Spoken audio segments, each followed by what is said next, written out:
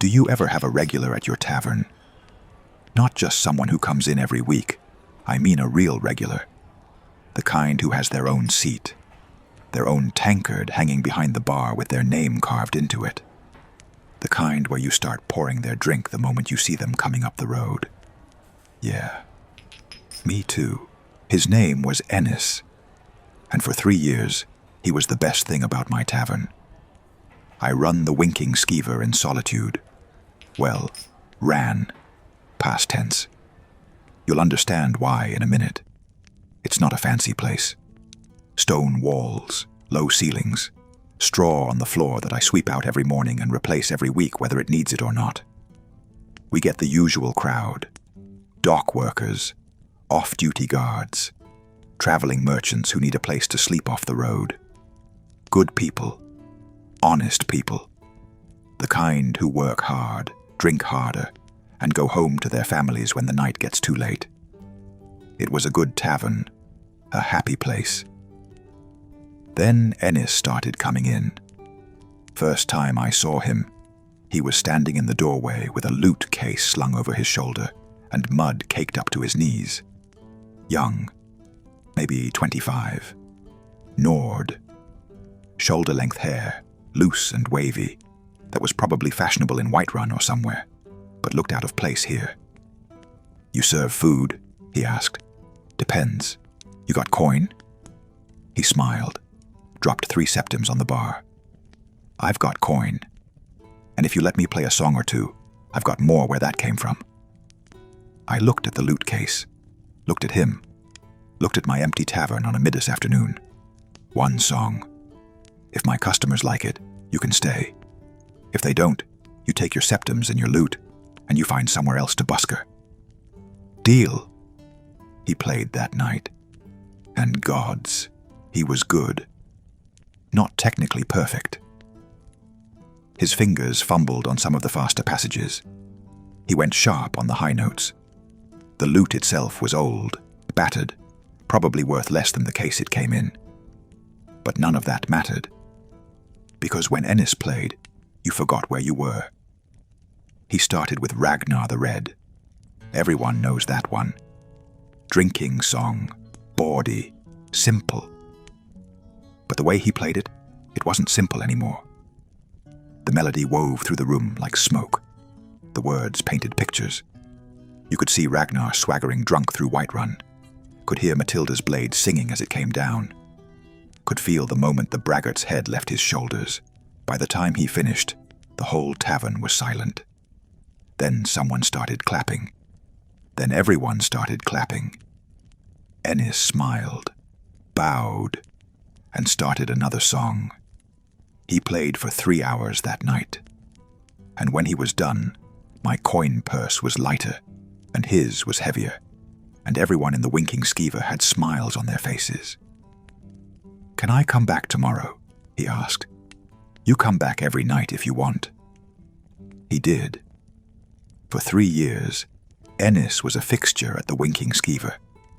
He'd arrive at sunset, always the same time, set up in the corner by the fire, tune his lute while I poured him his first drink, mead, honeygold, always in the same tankard. Then he'd play. Gods, the songs he knew. Everything. Bawdy drinking songs that had the dock workers roaring. Tragic ballads that made the old veterans wipe their eyes when they thought no one was looking. Love songs that made the young couples hold hands under the table. He knew them all. And when he didn't know a song, he'd learn it. Right there. On the spot. Someone would hum a few bars of some half-remembered tune their grandmother used to sing, and Ennis would pick it up, flesh it out, turn it into something beautiful. "Where'd you learn to play like that?" I asked him once. He just smiled. "My mother taught me, before she died." "I'm sorry." "Don't be. She'd be happy knowing I'm making people smile. That's all she ever wanted." And he did. Make people smile, I mean. The Winking Skeever became known across Solitude. People would come just to hear Ennis play. Guards would finish their shifts and head straight to my tavern. Merchants would plan their routes to pass through Solitude on the nights he performed. Business tripled. But that's not why I kept him around. I kept him around because he made the place feel like home. You know that feeling, right? When you walk into a tavern, and it's not just a building, not just a business, it's warm, alive, full of laughter and stories and the kind of easy comfort that comes from being around people who care about each other. That's what Ennis brought. He remembered everyone, every single person who came through those doors. Old Jorgen, the fisherman who'd lost his wife to the cough last winter. Ennis would always play her favorite song when he came in. Never made a big deal of it. Just played it. Young Svana, the baker's daughter who was sweet on one of the guards. Ennis would play love songs when they sat together, loud enough that they could hear, but soft enough that they could talk. Mikael, the regular bard who used to perform before Ennis came. Ennis bought him drinks and asked him to teach him songs. Made sure everyone knew Mikael was the master, and he was just the student. He was kind, thoughtful, genuine. Everyone loved him. I loved him. Not like that. I'm old enough to be his father, but like family. He was the son I never had, the heart of my tavern, and I never once thought to ask him why he was really here. It started small, little things I didn't notice at first, like how Ennis never ate. He'd accept food when I offered, would cut it up on his plate, move it around, but I never actually saw him take a bite. Not hungry, he'd say with that smile. Maybe later. Later never came. Or how he never left when the tavern closed.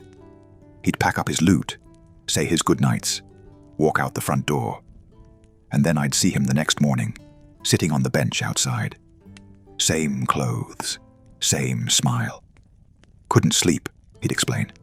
Thought I'd watch the sunrise. Every night. For 3 years. I thought he was just a troubled soul who found comfort in routine, found family in strangers. I didn't think. I didn't ask. I didn't want to know. The truth came on a Frida's night in Hearthfire. Busy night, harvest festival. Half of Solitude crammed into my tavern, drinking and singing and celebrating the good year. Ennis was in fine form, playing songs I'd never heard before. Songs about autumn and abundance, and the bittersweet beauty of things that don't last. Everyone was happy. Then a traveler came in, old woman, Breton, wearing the robes of a priest of Arkay. She took one look at Ennis and went pale. "You," she whispered. Ennis stopped playing mid-chord. The whole tavern went silent. "You need to leave," Ennis said quietly. "Right now. You're supposed to be dead." Her voice was shaking. "I buried you myself. 3 years ago, outside Solitude. You were killed by bandits on the road from Dawnstar. You're mistaken. I'm Ennis Twiceborn, son of Hilda the Healer. I knew your mother.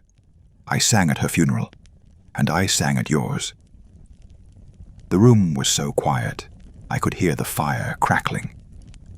Ennis set down his lute carefully, stood up, looked at the priestess with an expression I'd never seen on his face. Sad, resigned, almost relieved. "You should have kept walking," he said. Then he turned to face the rest of us. "She's right," Ennis said. His voice was different now, softer, distant. "I died 3 years ago. Bandits on the road. They wanted my coin. I didn't have any, so they killed me and left me in a ditch." "That's not funny," someone said. "It's not a joke." Ennis smiled. It was the saddest smile I'd ever seen. I remember dying, feeling the blade go in, watching the sky fade to black. I remember everything stopping. "Then how are you here?" I asked. My voice sounded strange, too loud in the silence. "I don't know. I woke up 3 nights later, in the same ditch. The bandits were gone. My body was wrong, cold, didn't need to breathe, didn't need to eat, didn't need anything except... He picked up his lute. Except this, except playing, except making people smile. That's all that was left. That's all I am now. The priestess was crying. You're undead. A draugr. I'm not hurting anyone. His voice was sharp now, defensive. I don't kill, don't feed, don't do whatever monsters are supposed to do. I just play. That's all. I just want to play. It's wrong. Against nature, against the gods. You need to be put to rest. I don't want to rest. The lute case fell from his hands. I spent my whole life trying to make my mother proud, trying to be good, trying to matter. And then I died in a ditch over 3 septims. 3.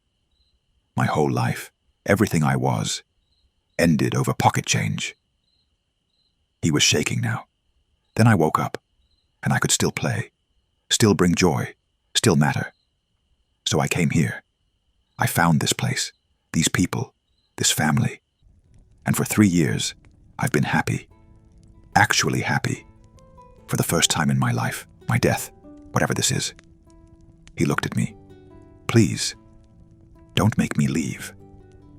Don't make me go back to that ditch. I know what I am. I know it's wrong, but this is all I have. I should have called the guards. Should have let the priestess do whatever priests do to put the undead to rest. Should have been horrified, disgusted, afraid. But all I could think about was the way Ennis played The Dragonborn Comes, when the guards came in after a hard patrol. The way he made Jorgen smile when nothing else could anymore. The way Svana and her guard had gotten married last spring and asked Ennis to play at their wedding. The way my empty tavern had become a home. You can stay, I said.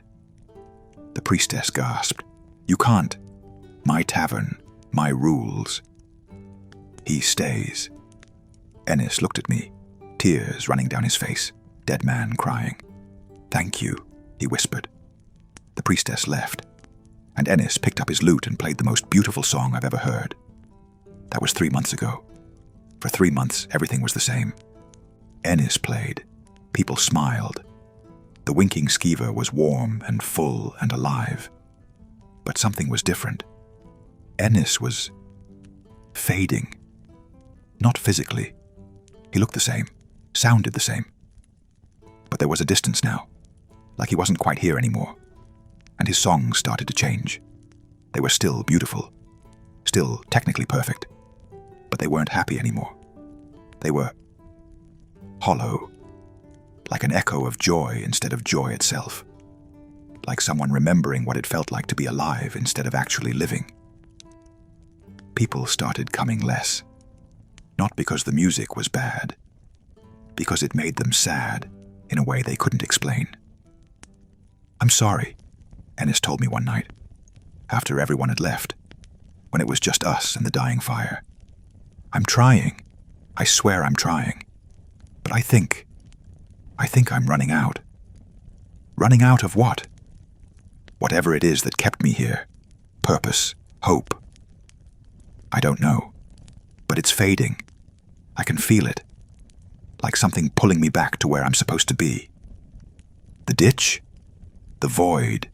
The empty? The place where things that aren't supposed to exist go when they finally stop pretending. You're not pretending. You're real. You matter. Do I? He smiled. It was worse than the sadness. I'm a dead man playing songs for people who are trying very hard not to think about what I am. That's not real. That's not mattering. That's just delay, avoiding the inevitable.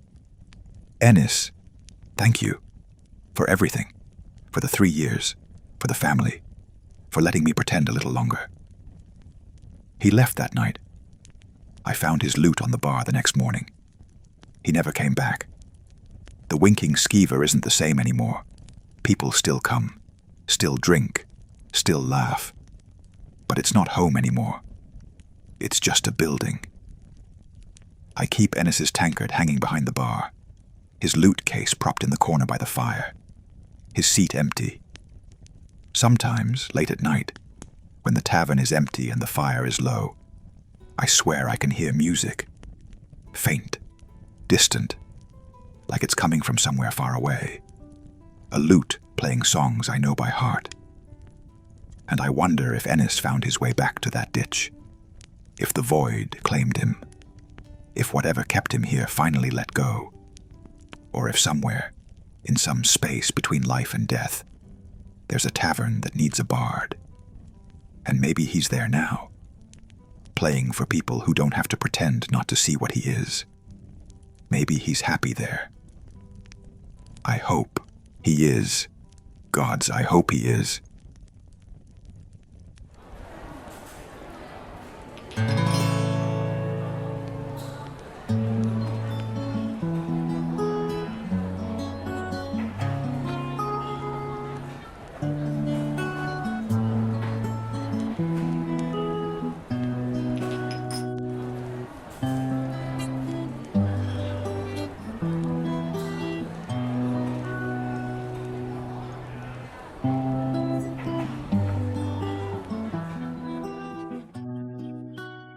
This account was shared by Corpulus Vinius, proprietor of the Winking Skeever in Solitude, over drinks one night when the tavern was quiet and the fire was low.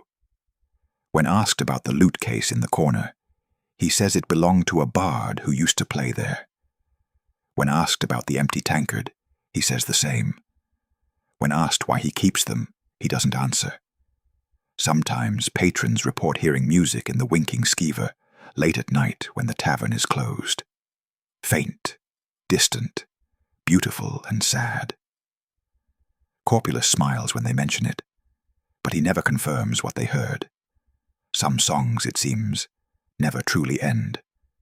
They just fade into the spaces between the notes, waiting for someone who remembers to sing them again. This has been Tales of Tamriel. More tales from the archives await. If you wish to hear them, you know where to find me. Choose carefully. If these tales please you, Khajiit has subscription button for you, yes. May your road lead you to warm sands, friend.